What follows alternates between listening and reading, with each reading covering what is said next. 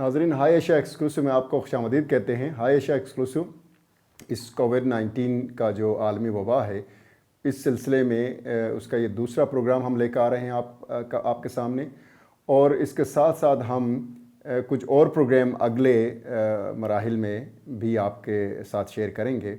آج جس موضوع پہ ہم گفتگو کرنا چاہتے ہیں وہ اس طرح سے ہے کہ کووڈ-19 کا جو وبا اس نے پوری دنیا کو ہلا کے رکھا ہوا ہے۔ اس وبا نے عالمی سطح پر اگر آپ دیکھیں تو ہر ملک کے اندر ایک جو نظام چل رہا تھا وہ نظام جامد ہو چکا ہے۔ اس وبا نے ایک اور اس کا جو اثرات ہیں اگر آپ دیکھیں معیشت کے اوپر، یا پھر آپ کے سوشل آرگنائزیشن، ریاست کی جو انتظام تھا اس کے اوپر جو جس طریقے سے اثر کیا ہوا ہے، آج پوری دنیا میں یہ بحث چل رہی ہے کہ جو آج تک مارکیٹ، جس کو نیو لبرل اکانومی کے اندر یہ کہا جاتا تھا کہ جی ہر چیز کو مارکیٹ کے ذریعے طے ہونی چاہیے، وہ مارکیٹ آج جامد ہے، رکا ہوا ہے۔ اسی طرح سے جو دنیا کے اور تصورات اور خیالات تھے، چاہے وہ ریاست کے تحفظ، سیکیورٹی کے نظریات تھے، ان سب کو دیکھیں، وہ ایک طرح سے آج ان کے فوائد لوگوں کو نظر نہیں آ رہے ہیں، یا وہ تبدیل ہوتے ہوئے نظر آ رہے ہیں۔ اسی طرح بہت سارے سوالات پوری دنیا میں اٹھائے جا رہے ہیں اس کووڈ-19 کے اثرات کے حوالے سے، اور پھر اس سے کیسا نکلا جائے۔ تو ناظرین، اس سلسلے میں میرے ساتھ آج تشریف رکھتے ہیں جناب عامر حسین صاحب، سوشل انالسٹ ہیں، کالمسٹ ہیں، اور میں ان سے گزارش کروں گا کہ اس کووڈ-19 کے وبا کے حوالے سے اپنے تھوڑا سا خیالات بتائے کہ کس طرح سے یہ پوری دنیا کو متاثر کر رہی ہے۔ تھینک یو صفی صاحب۔ اب دیکھیں، اس دنیا کے اندر 1980s کے بعد جب نیو لبرلزم کا دور آیا تو ایک بہت بڑی آپٹیمزم کے ساتھ آیا، کیونکہ سوویت یونین ٹوٹ گیا تھا، کولڈ وار کا دور ختم ہوا تھا، تو لوگوں کا یہ خیال تھا یہ جو دنیا کی اکنامک سسٹم ہے یہ اینڈ آف دی ورلڈ ہے، اینڈ آف ہسٹری جیسے بکس لکھی گئی۔ اچھا، اور یہ ثابت کرنے کی کوشش کی گئی کہ اس کے بعد دنیا میں کوئی نئے نظام کی کوئی گنجائش نہیں ہے، یہی نظام چلے گا تا قیامت، جب تک دنیا ہے یہ نظام چلے گا، اور اس پہ کتابیں لکھی گئی، تمام مسائل کا حل یہی ہے، اور اس کے بعد کوئی اور دنیا پاسبل نہیں ہے۔ یہ پاسبلٹی کئی دفعہ چیلنج ہوا۔ 1997 میں جب فار ایسٹرن اکانومک کرائسس آیا تو لوگوں نے سوال کیا، ایون ورلڈ بینک کا جو وائس پریزیڈنٹ تھا جوزف اسٹیگلس، اس نے خود اٹھ کے، جارج سوروس جیسے لوگوں نے جو انویسٹر تھے، بڑے کیپٹلسٹ تھے، انہوں نے کہا نہیں جی اس نظام کے اندر وہ صلاحیت نہیں ہے۔ اس کے بعد وہ 2000 میں ڈاٹ کام کا جو کرائسس آیا، آپ دیکھیں اٹ واز ہیوج کرائسس، اس نے بھی ثابت کیا کہ یہ نظام میں کوئی پرابلم ہے بھی۔ اس کے بعد جب سارس کا وبا آیا، ایبولا آیا، بہت سارے جو پینڈیمکس، 2008 کا جو ہے نا وہ 2008 کا جو فائنینشیل کرائسس آیا، جس میں سب پرائم مورگیج جو پورا پرائم کا مورگیج کی اکانومی تھی وہ کلیپس ہو گئی، بینکیں گر گئی، اور ریاستوں کو بیل آؤٹ کرنا پڑا بڑے اکانومیز کو۔ تو اس کے بعد اور سوالات زیادہ شارپ ہو گئے۔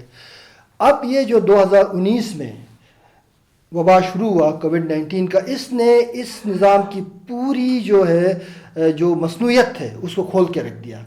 اس میں 2-4 چیزیں جیسے آپ نے پہلے عرض کیا، آپ نے فرمایا بالکل صحیح کہ اس نے ہمارے سوچنے کے زاویے چینج کیے۔ یعنی مارکیٹ کو جب ہم الٹیمیٹ سولوشن کہتے تھے معاشی تبدیلی کا، وہ مارکیٹ کریش ہو گیا۔ اچھا جی، اس کے علاوہ سول سوسائٹی کو ہم کہتے تھے کہ سول سوسائٹی کا بڑا ایک گورننس ریاست کا متبادل ہے، ریاست بیوروکریٹک ہے، کچھ نہیں کرتا، تو سول سوسائٹی کے ذریعے لوگوں کو اپنی بات آگے تک پہنچایا جائے۔ وہ سول سوسائٹی آج ناکارہ ہو گئی ہے، وہ کوئی آواز اٹھانے کے قابل نہیں رہی ہے۔ ریاستی پھر بھی جا کے جب کرائسس آیا تو جن ریاستوں کے پاس پبلک سروسز کا ایک بہت اچھا نظام موجود تھا، ریاست کی اپنی صلاحیت موجود تھی اور انفراسٹرکچر موجود تھا، اور پیپلز گورننس کا ایک کانسیپٹ تھا، اکاؤنٹیبلٹی کا ایک نظام موجود تھا، ان ریاستوں نے اس کو اچھا ٹیکل کیا۔ جہاں پر صحت اور پبلک سروسز کلائنٹ اور مارکیٹ کے ساتھ جڑ گیا، یعنی اگر پرائیویٹ نجی ملکیت آ گئی، آپ کسی کے پاس گئے ڈاکٹر کے پاس تو آپ ایز اے کلائنٹ گئے، میں گیا تو جہاں کلائنٹ ڈاکٹر کی ریلیشن شپ تھی وہاں پہ پبلک سروسز کا کانسیپٹ تھا نہیں ہیلتھ کا، تو وہ کولیپس ہو گئے، آپ اسٹرگل کر رہے ہیں، لوگ مر رہے ہیں، یہ سارے نوشن چیلنج ہو گئے ہیں۔ یہ نوشن چیلنج ہونے کی بنیادی وجہ بھی یہ ہے کہ اس نظام کی اپنی جو تضادات ہیں، کانٹرڈکشنس ہیں، ان کانٹرڈکشن نے یہ ثابت کر دیا کہ اس دنیا میں اگر کوئی نظام موجود ہے تو یہ نہیں ہو سکتا جو انسانی فلاح کے لیے اس کا متبادل گروتھ کے پیچھے ایک مارکیٹ کا وہ ہے جس میں کمپاؤنڈ گروتھ ہے، آپ کتنا جو ہے نا وہ گرو کرتے جائیں گے، کتنا گروتھ آپ کو چاہیے ہوگا. دوسرا جو ہے کہ ساتھ میں اتنے انیکوالٹیز ہیں دولت کے اندر، دیکھیں کنسنٹریشن آف دولت ہے، ڈسپیرٹیز بڑھ گئی. اب بنیادی نیو لبرلزم کا یہ تھا نا کہ بالکل آپ صحیح کہیں کہ ریاست کو کہا گیا کہ آپ معیشت کو کنٹرول ہاتھ اٹھائیں تاکہ جس کے پاس دولت ہے جو پیسہ بنا رہا ہے وہ مزید پیسہ بنائے، وہی عقل مند ہے، وہی اچھے ڈیسیژن کر سکتا ہے. اور ہوا یہ کہ آپ نے سرمایے کو پوری دنیا میں آزادی سے گھومنے کا موقع دیا، لیبر موومنٹ کو ریسٹرکٹ کر دیا. بڑی کنٹرڈکشن، جب آپ سرمایہ اٹھا کر لے جاتے تو آپ کا لیبر رہ جاتا ہے، وہاں انیکوالٹیز بڑھتی ہیں، غربت بڑھتا ہے. اور پاکستان جیسے ممالک جو IMF ورلڈ بینک کے کلائنٹس ہیں، کلائنٹ اسٹیٹس ہیں، ان کی تو حالت اور بھی خراب ہو گئی کیونکہ ہماری اپنی کوئی اسٹریٹجی نہیں تھی اور ہم اس پینڈیمک کے لیے تیار ہی نہیں تھے. اور جو امپیریل کالج لنڈن نے ابھی ریسرچ رپورٹ آئی اس میں مطابق انہوں نے یہ کہا کہ 4.4 ملین لوگ جو ہے پاکستان میں ہاسپٹلائز ہو سکتے ہیں. آپ کے پاس 1,30,000 بیڈ موجود ہیں ہاسپٹل، 2500 وینٹیلیٹرس ہیں.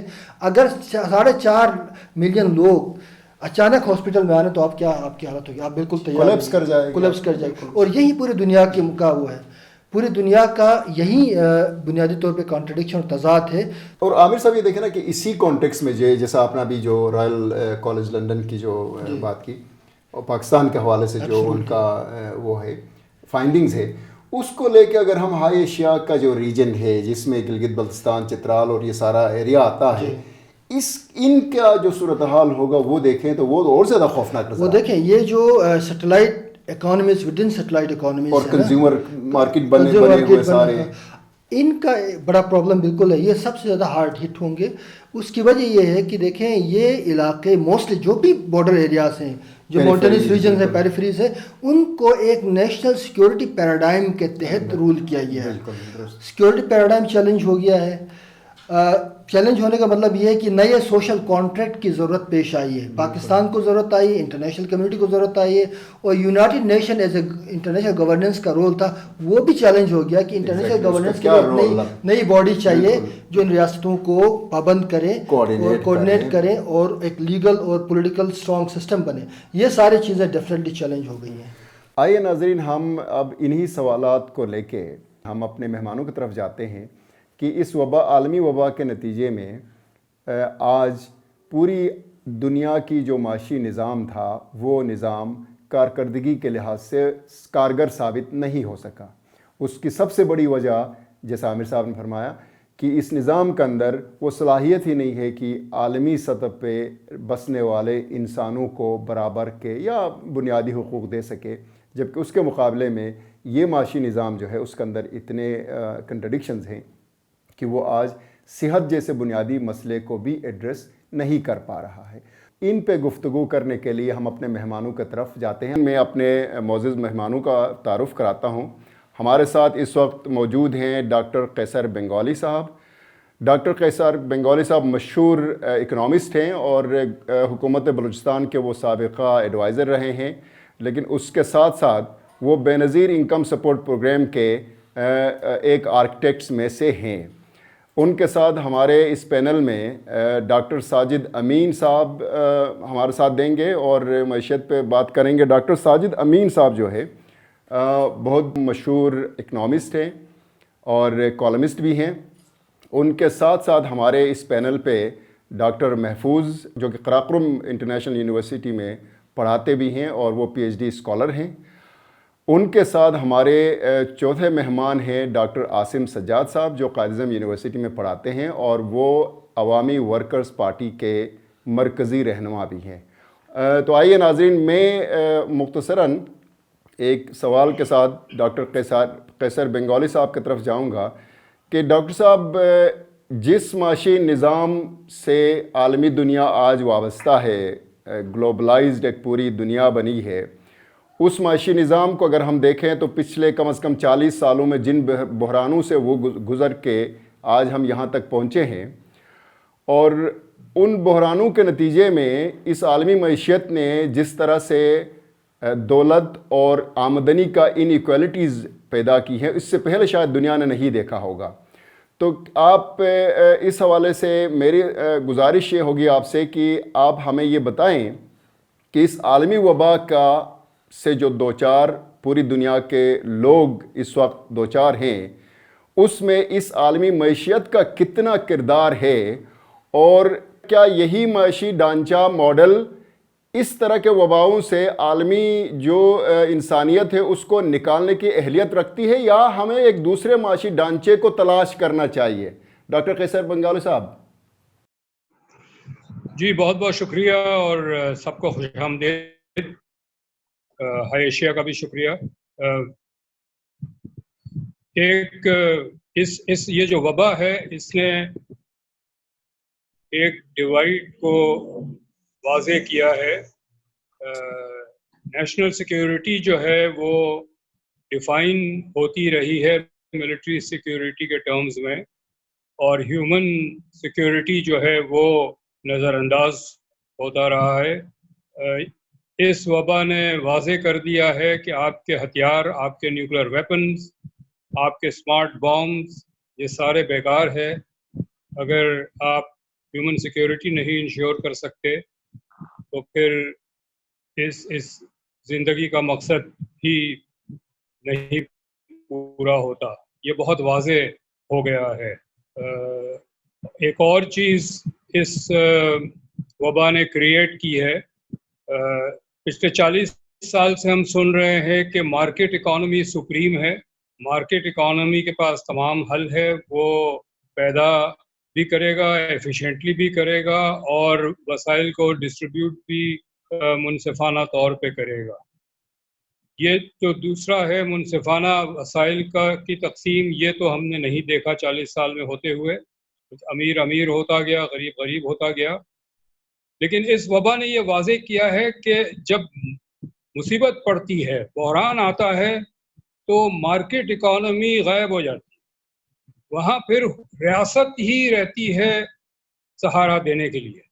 یہ تو ہم عوام کو سہارا دے رہی ہے اس وبا سے، لیکن اس سے پہلے جو معاشی بحران آئے ہیں، جو پرائم کی banking crisis, housing crisis, East Asian economy crisis, اور دوسرے اس میں بھی جو کارپوریٹ سیکٹر ہے اس نے ریاست کی طرف ہی دیکھا بیل آؤٹ کے لیے. تو یہ تو بالکل اب واضح ہو گیا ہے کہ مارکیٹ اکانومی جو ہے، ان کے پیر جو ہے وہ مٹی کے بنے، یہ نہیں سپورٹ دے سکتے. اور اس کو تو چھوڑیں کہ منصفانہ تقسیم نہیں کر سکتے دولت کی، عوام کی زندگی نہیں گزاری جا سکتی، بلکہ ایفیشینٹلی پروڈکشن بھی مینیج نہیں کر سکتے. اس وبا کے صورت میں جو آئل انڈسٹری کا حال ہوا ہے، اس نے تو بالکل چیزیں واضح کر دی. ڈاکٹر صاحب، آپ نے بہت خوبصورت طریقے سے عالمی معاشی ڈھانچے کو تفصیل بتایا. میری گزارش آپ سے ایک اور سوال یہ ہوگا کہ اس عالمی معاشی ڈھانچے کے نتیجے میں آپ پاکستان کو اس وبا کے تناظر میں کیسے دیکھتے ہیں، اور اس کے اندر جو آج لوگ سفر کر رہے ہیں، خصوصاً جو ہے نا ورکنگ کلاس، غریب، کھیت مزدور، کسان، اور اس طرح کے جو نچلے طبقے کے لوگ ہیں، ان پہ کیا اثرات آپ مرتب ہوتے ہوئے آپ کو نظر آ رہے ہیں؟ کہ اس وبا کے بحران سے پہلے بھی پاکستان کی معیشت تو جس کا ڈالر انکم منفی ہو اور وہ صرف قرضوں پہ گزارا کرے، اور جہاں قرضے کا نلکا بند ہو وہاں معیشت بینکرپسی کی طرف چلی جائے، وہ معیشت وینٹیلیٹر پر ہی ہوتی. اور پچھلے ہم نے 40 سال میں دیکھا ہے، خاص طور پہ 1977 کے بعد کوئی سوشل سیکٹر پروگرام ایسے نہیں آیا جو غریبوں کو براہ راست مدد دے سکے.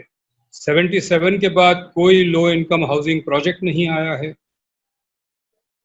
ڈی انڈسٹریلائزیشن ہوئی ہے، نوکریاں ختم ہوئی ہے، اور تو یہ تو غریبوں کا حال تھا، لیکن اس وبا نے غریبوں کو بھی احساس دلا دیا ہے کہ ہم کہاں کھڑے ہیں۔ اس وقت جو مزدور سڑک پہ بیٹھے ہوئے ان کی آنکھیں فریاد کر رہی ہے کہ ہماری کوئی مدد کر دیں۔ ایک دن وہ ان کو غصہ بھی آئے گا اور وہ they will become violent also۔ اور یہ ڈر اشرافیہ کو ہے، کیونکہ ان کی جو چیٹ سائٹس ہیں ان کی اگر آپ میسیجز جو آگے پیچھے ہو رہے ہیں دیکھیں تو اس میں خوف نظر آ رہا ہے۔ یہ نہیں ہے کہ ان کا ضمیر جاگ گیا ہے اور اب وہ کچھ کرنا چاہتے ہیں، خوف کی وجہ سے وہ چاہتے ہیں کہ کچھ ہونا چاہیے۔ اچھا، جو اسٹیٹس کو مینٹین کرنے کی تو پوری یہ کوشش کریں گے اس وبا کے بعد، اور جو ڈسینٹ ہے، جو آواز ہے تبدیلی کی، اسے دبانے کی کوشش کریں گے، لیکن ریاست بہت کمزور نکلے گی اس بحران سے۔ ان کے پاس بالکل پیسے نہیں ہوں گے، بالکل وسائل نہیں ہوں گے، تنخواہ دینے کے بھی پیسے نہیں ہوں گے، فوجیوں کو تنخواہ دینے کے بھی پیسے نہیں ہوں گے۔ اس صورت میں اگر ریاست نے خاطر خواہ تبدیلی نہیں کی، ایک ایسی معیشت نہیں ترتیب دی جو عوام کو سرو کرے، عوام کی خدمت کرے، تو یہ ریاست چلے گی نہیں۔ جس ریاست کے پاس تنخواہ دینے کو پیسے نہ ہو، فوجیوں کو پیسے دینے کو تنخواہ نہ ہو، وہ ریاست نہیں چل سکتی۔ تو تبدیلی لازمی ہے، ان ریاست کی اپنی سروائیول کے لیے تبدیلی لازمی ہے، اور وہ تبدیلی کی بنیاد ایک منصفانہ معیشت ہوگی۔ Thank you very much doctor صاحب۔ میں اب ڈاکٹر ساجد امین صاحب آپ کے طرف آنا چاہوں گا۔ اگر ڈاکٹر قیصر بنگالی صاحب نے جیسا فرمایا کہ اس وقت اگر پاکستان کے اوپر نظر رکھیں تو ہمارا جو مین اسٹریم میڈیا ہے وہ بنیادی طور پہ یہ نہیں دکھا رہا ہے کہ جی اس وبا کے نتیجے میں لوگ کس طرح سے متاثر ہو رہے ہیں، ان کا خوراک کا کیا بندوبست ہے، ان کا صحت کا کیا بندوبست ہے، لیکن اس کے بدلے میں میرے خیال میں ایک رجحان جو میڈیا کے اندر نظر آتا ہے وہ یہ آتا ہے کہ جی معیشت کا گروتھ کس طرف جا رہا ہے، چاہے آپ ورلڈ بینک کو لے لیں، IMF کو لے لیں، یا پھر ہمارے نیشنل کمرشل میڈیا کو دیکھیں، ان کو یہ فکر لاحق ہے کہ جی گروتھ جو ہے وہ ہو سکتا ہے یہ بلو زیرو جائے۔ اسی طرح ان کو یہ بھی خدشہ ہے کہ ہم کس طرح سے جو ہے نا اس معیشت کو سنبھالیں تاکہ یہ ریاست چلے۔ تو ڈاکٹر ساجد امین صاحب آپ اپنا اس پہ ذرا رائے کا اظہار کریں پلیز۔ سر بہت شکریہ جی۔ دیکھیں ڈاکٹر قیصر بنگالی صاحب نے بہت ہی اچھے انداز میں جو چیزوں کو جو ایکسپلین کیا ہے، میری اپنی انڈرسٹینڈنگ یہ ہے کہ یہ کہا جاتا ہے کہ ہر کرائسس جو ہے وہ ایک اپرچونٹی بھی ہوتا ہے، اس میں بہت ساری اس میں اپرچونٹیز ہیں۔ جہاں تک میں یہاں سے سٹارٹ کر لیتا ہوں کہ جو آپ کا گروتھ کا سوال ہے، دیکھیں گروتھ اٹ سیلف تو چاہیے، بغیر اکنامک گروتھ کے تو گزارا نہیں ہے، یہ تو انڈرسٹوڈ ہے۔ بٹ پاکستان میں ہم جو بات کرتے رہے ہیں، ہم پہلے بھی یہ بات کرتے ہیں، وہ سوال یہ ہے کہ وہ گروتھ ہے کس قسم کی، وہ کہاں سے رہی ہے، وہ کون اس گروتھ کو پروڈیوس کر رہا ہے، اور یہ وہی چیز ہے جو انیکوالٹی کے کانٹیکسٹ میں قیصر بنگالی صاحب ریفر کر رہے تھے۔ مجھے جہاں تک لگتا ہے اس کرائسس نے ایک جو بڑی ڈیوائڈ تھی، میں اکنامک پالیسی کے کانٹیکسٹ میں دیکھ رہا ہوں، اس کو بڑا چیلنج کیا ہے۔ ہمارے ہاں ایک گلوبل سسٹم میں یا گلوبل مارکیٹ سسٹم میں اکنامک پالیسی میں اور سوشل پالیسی میں بڑی واضح قسم کی تفریق تھی ان کے درمیان۔ اکنامک پالیسی کا مقصد رہ گیا تھا پرائس سٹیبلٹی کرنا، انفلیشن ٹیکسز کو بڑھانا، ریونیوز کو جنریٹ کرنا، بنا یہ دیکھے کہ وہ ریونیوز کہاں سے آ رہے ہیں، وہ ریونیوز انڈائریکٹ ٹیکسز سے آ رہے ہیں کہ ڈائریکٹ ٹیکسز سے آ رہے ہیں۔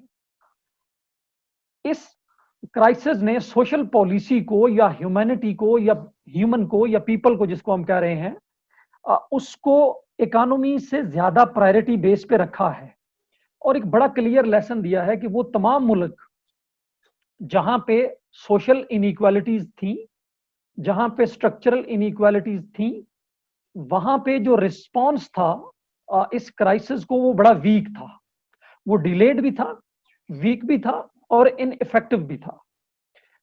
آپ ریسورسز ہوتے ہوئے بھی نہیں پہنچ پا رہے تھے ان لوگوں تک جن کو ایکچولی ضرورت تھی۔ آپ اگر پاکستان کی مثال لے لیں، بہت سارے لوگ ہیں وہ کہیں رجسٹرڈ ہی نہیں ہیں، ہمارے پاس ان کا کوئی ڈیٹا ہی نہیں ہے کہ کس کو کس چیز کی کہاں کب ضرورت ہے. تو مجھے لگتا ہے کہ اس کووڈ سے جب ہم نکلیں گے, اس کرائسس سے جب ہم نکلیں گے, تو ایک لیسن جو ہمیشہ کے لیے چینج ہوگا, اور وہ یہ ہے کہ ہم اس کو کہہ رہے ہیں کہ there will be a social content in economic policy. Economic policy صرف اور صرف اپنے آپ کو یہ جو ڈیفیسٹس ہو گئے, G D P growth rate ہو گیا, بجٹ ڈیفیسٹ ہو گیا, انفلیشن ہو گیا, اس تک محدود نہیں رکھ پائے گی. آپ کی جو انویسٹمنٹس ان ایجوکیشن ہیں, انویسٹمنٹس ان ہیلتھ سیکٹر ہیں, یہ ساری کی ساری بڑا اہم آبجیکٹو ہونا چاہیے اور ہوں گی. آف کورس ٹائم لگے گا, گریجولی بڑا, جیسے کیسر صاحب نے کہا کہ بڑا سٹیٹس کو رکھنے کی کوشش کی جائے گی, بٹ یہ اس کے بغیر گزارا نہیں ہوگا. تو بٹ مجھے لگ رہا ہے, جو میں دیکھ رہا ہوں اس کرائسس کو, کہ یہ جو تفریق تھی میکرو پالیسی کی اور سوشل پالیسی کی, وہ کہیں نہ کہیں کمزور ہوگی اور اس کو کہیں نہ کہیں رکھنا پڑے گا. اور اسی میں آپ کا سوال ہے, یہ جیسے گروتھ والا تھا, کہ مجھے لگتا ہے کہ شاید یہ سوال اپنی جگہ اہم ضرور ہے کہ اکنامک گروتھ ہونی ہے, کتنی ہونی ہے, بٹ یہ بڑا اہم ہوگا کہ وہ اکنامک گروتھ ہو کہاں سے رہی ہے, کون اس کو کنٹریبیوٹ کر رہا ہے, اس کے سورسز کہاں ہیں. مثلاً اگر آپ ابھی اگر آپ دیکھ لیں, جو پری کووڈ ہمارا یہ جو آئی ایم ایف کا ایک پروگرام تھا, پاکستان کا میرا خیال ہے تھوڑا سا, جو میں یہ ہائی لائٹ کرتا چلوں, ہمارا تھوڑا سا کیس جو ہے وہ ڈفرینٹ تھا ہم ڈیولپنگ کنٹری سے بھی.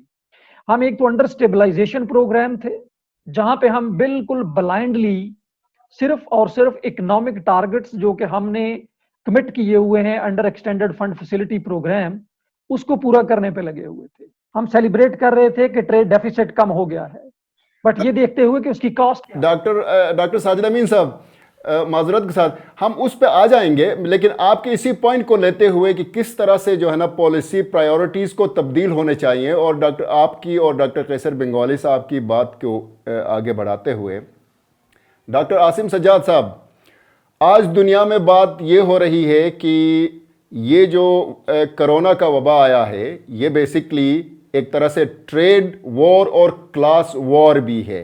اسی طرح سے بہت سارے مصنفین نے, اس سے ذرا پہلے آنند گریداراسن نے لکھا کہ ونر ٹیکس آل.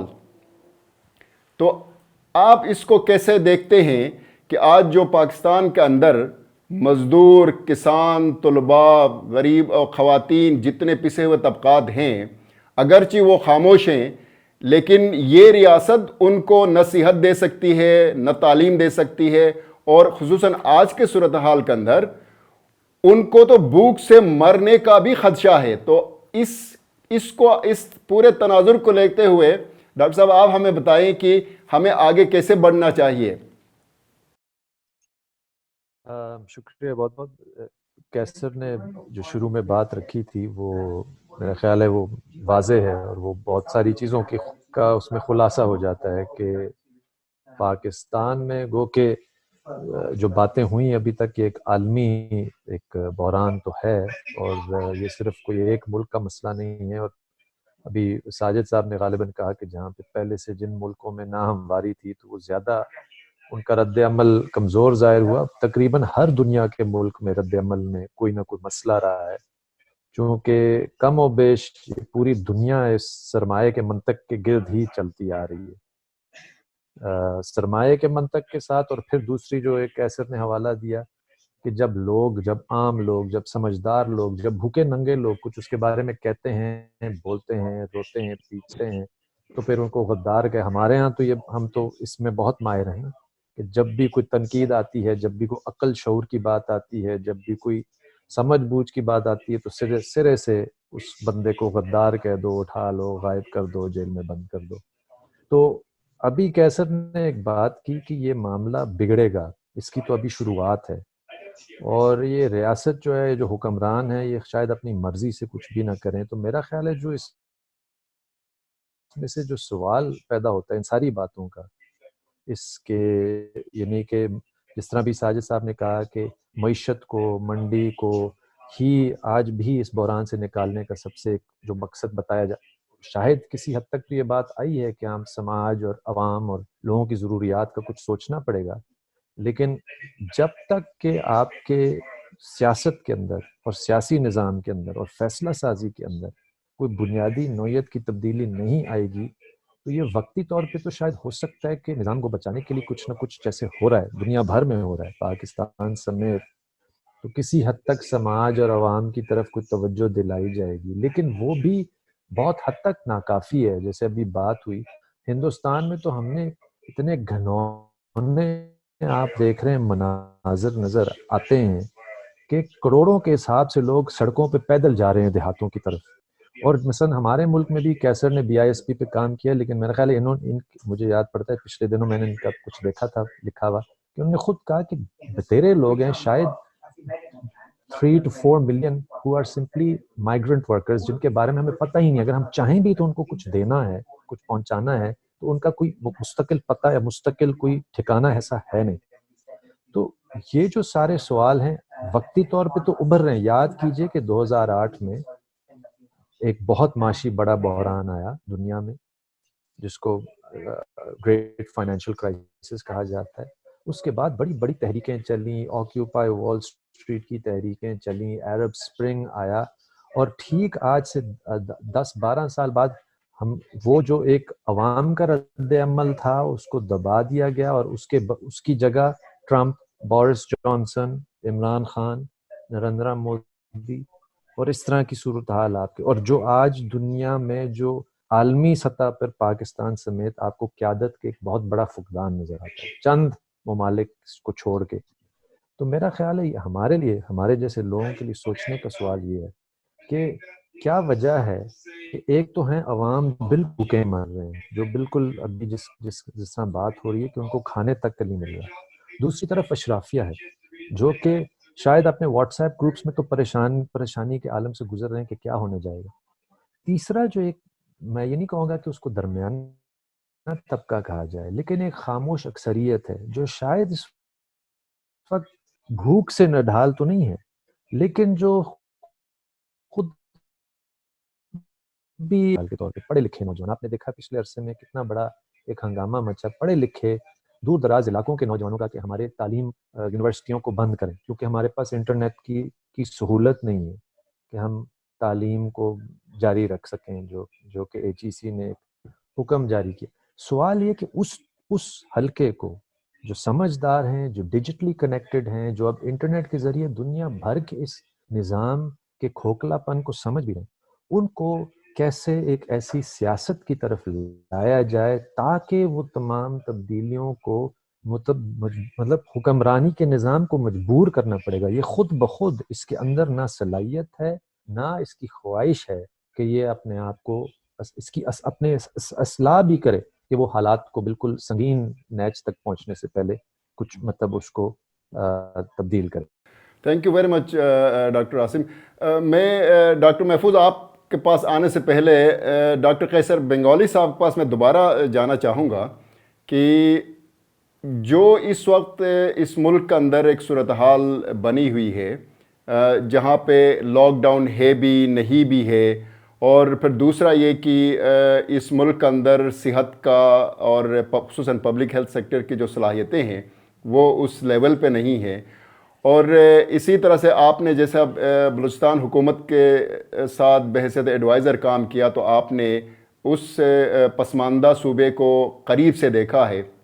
تو ڈاکٹر صاحب اس ملک کے کچھ اور ایسے خطے ہیں جیسا کشمیر ہے، گلگت بلتستان ہے، چترال ہے اور پہاڑی ایریاز ہیں جہاں پہ بنیادی سہولیات سے لوگ محروم ہیں۔ آپ اپنے تجربے کے بنیاد سے ان علاقوں کے اندر جو معاشی تنگ دستی اس وقت ہے اس کو کیسے دیکھتے ہیں اور اس پہ آپ اپنی رائے کا اظہار کریں تاکہ ہماری اس میں رہنمائی ہو۔ ڈاکٹر قیصر بنگالی صاحب۔ بہت سارے جو باتیں ہو رہی ہے کہ اگر سوشل ڈسٹینسنگ رکھنا ہے، اسکولز بند ہیں تو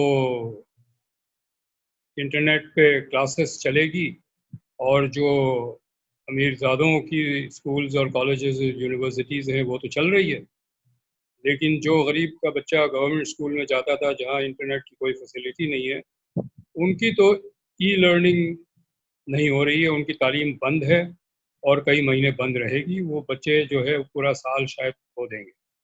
اسی طرح بلوچستان میں تو حالات کچھ ایسے ہیں کہ بھوک وہاں پر عام نہیں ہے تو کافی حد تک آپ کو ملے گی. آپ اگر سڑک مین روڈ سے ہٹ کے کہیں جائیں کسی گاؤں میں تو وہاں پتہ چلتا ہے کس طرح لوگ صرف قدرت کے آسمان کے نیچے ہی رہ رہے ہیں. اس کا ایک مثال آپ دیکھ لیں. آواران میں سال 2013 میں ہی ایک زلزلہ آیا. اس میں کئی لوگ فوت ہوئے لیکن کوئی فزیکل نقصان کوئی نہیں ہوا. نہ سڑک ٹوٹی، نہ کوئی پل ٹوٹا، نہ کوئی عمارتیں گری. اس کی وجہ یہ ہے کہ نہ وہاں پر پل تھا، نہ سڑک تھی، نہ عمارتیں تھیں. تو جب کچھ بھی نہیں تھا تو کوئی نقصان نہیں ہوا. صرف پتھر کے گھر تھے جو گرے تو لوگ وہاں جو سو رہے تھے وہ وہاں اموات ہوئی. یہ بلوچستان کا حال ہے. اس وقت بلوچستان کس طرح گزارا کر رہا ہے، میڈیا کی کوئی توجہ وہاں پر نہیں ہے، کوئی نہیں وہاں سے رپورٹ کرتا. BISP جب ہم نے شروع کیا تھا 2008 میں تو آبادی کے حوالے سے سارے صوبوں کو ان کا حصہ ملا تھا. لیکن جب انہوں نے ٹارگیٹنگ ٹریک کا طریقہ ورلڈ بینک نے بدل دیا تو ان کا جو حصہ کچھ 5.25% تھا وہ کم ہو کے 3.7% ہو گیا. اور اب جو انہوں نے بڑھایا ہے نمبرز 5 ملین سے کچھ 11-12 ملین، تو یہ بھی ہمیں نہیں پتہ ہے کہ اس میں بلوچستان میں کوئی اضافہ ہوا ہے کہ نہیں ہوا ہے یا بلوچستان وہی ہے. بلوچستان ایک فٹ نوٹ ہے پاکستان کے لیے. جہاں کوئی ایسی خبر ہوتی ہے جہاں مین سٹریم کو اثر پڑتا ہے وہ خبر آتی ہے، ورنہ بلوچستان میں جو کچھ ہوتا ہے ہمیں نہیں پتہ. اور یہ بھی ایک جو کلاس ڈیوائیڈ واضح ہوا ہے اس میں میرا خیال ہے ہمیں چاہیے کہ ہم یہ جو اس طرح کی جو ڈیوائیڈ ہے، ایک ملک کا ایک پورا طبقہ ہے، علاقہ ہے پورا جو جس میں کسی قسم کی کوئی فیسلٹیز نہیں ہے، کوئی اگر وہ تو بہت سارے بلوچستان کے علاقے تو 20ویں صدی میں بھی نہیں آئے ابھی تک، 21ویں صدی کو تو چھوڑ دیں. Dr. Sahab, thank you very much first of all being with us today. آپ دیکھیں جو عالمی لیول پہ اس وقت جو معاشی صورتحال آپ دیکھ رہے ہیں کہ بالکل ایک ڈاؤن ہے اور سب سے بڑی بات اس وقت جو آ رہی ہے وہ آئل کی ہے. آئل پرائسز انٹرنیشنل مارکیٹ میں مائنس میں چلی گئی ہیں اور اوور پروڈکشن کا شکار ہے اور کنزمپشن سائڈ بالکل بند پڑا ہوا ہے. اس صورتحال میں پاکستان جیسی ریاست پہ جہاں پہ ہم دیکھتے ہیں کہ اب بھی آئل کی جو قیمت ہے فی لیٹر وہ انٹرنیشنل مارکیٹ سے بہت زیادہ ہے. لوگ آج کل آئل دینے کے پیسے دیتے ہیں. آپ آئل بھی لے لیں ہم پیسہ بھی دیتے ہیں، یعنی مائنس نیگیٹو پرائس کا مطلب یہ ہے.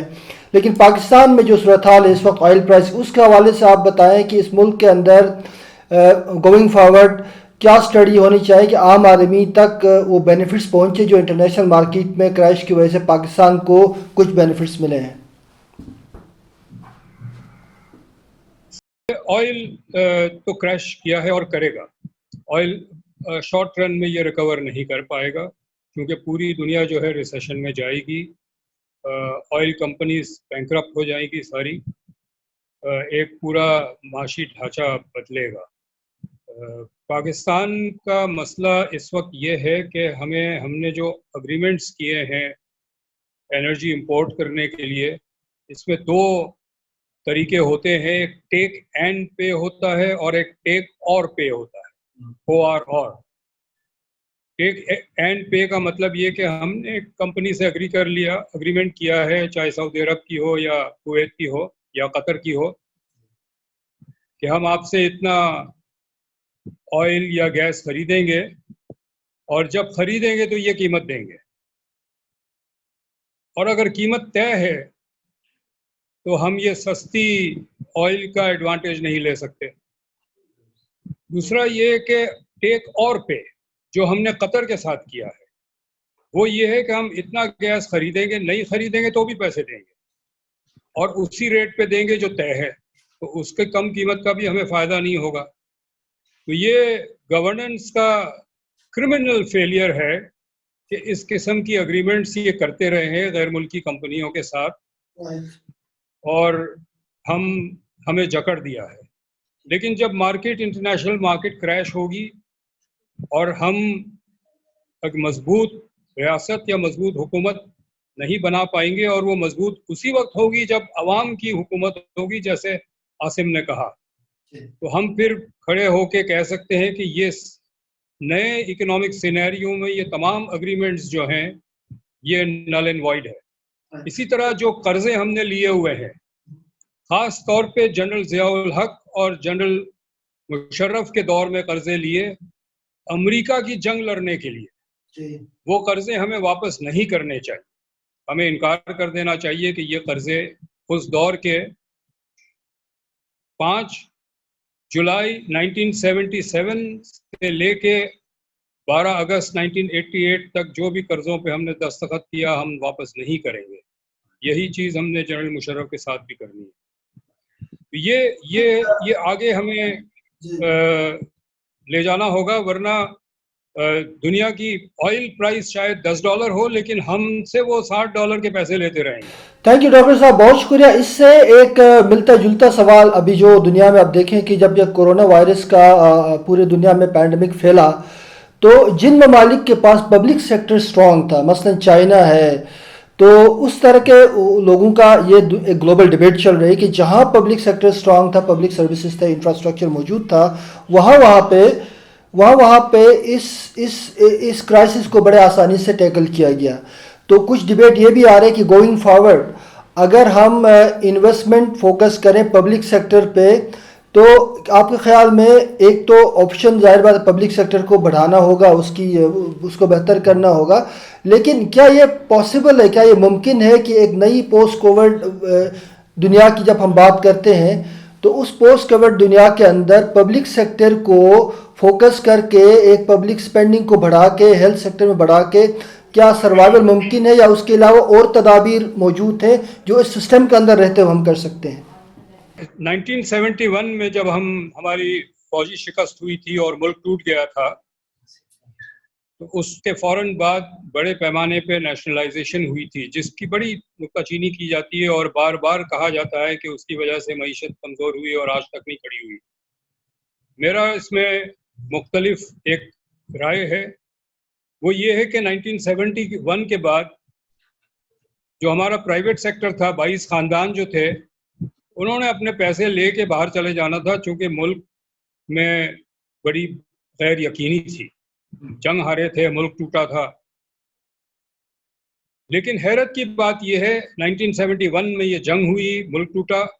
1972-73 के आप आदाद व शुमार देखें तो एक्सपोर्ट्स भी बढ़ गया, गवर्नमेंट के रेवेन्यूज भी बढ़ गए। और मुझे ये उस वक्त से एक हैरानगी थी कि मुल्क टूट गया, मईशत क्यों नहीं बैठी? वो इसलिए नहीं बैठी कि रियासत आ गई सामने, और रियासत ने सहारा दिया मईशत को और दोबारा खड़ा किया। इस क्राइसिस में भी रियासत ने आके खड़ा करना है, और रियासत कर सकती है। ये भी वाज़ेह हो कि 1950s और 60s की जो इंडस्ट्रियलाइजेशन है वो निजी शोबे ने नहीं की है, वो रियासत ने की है।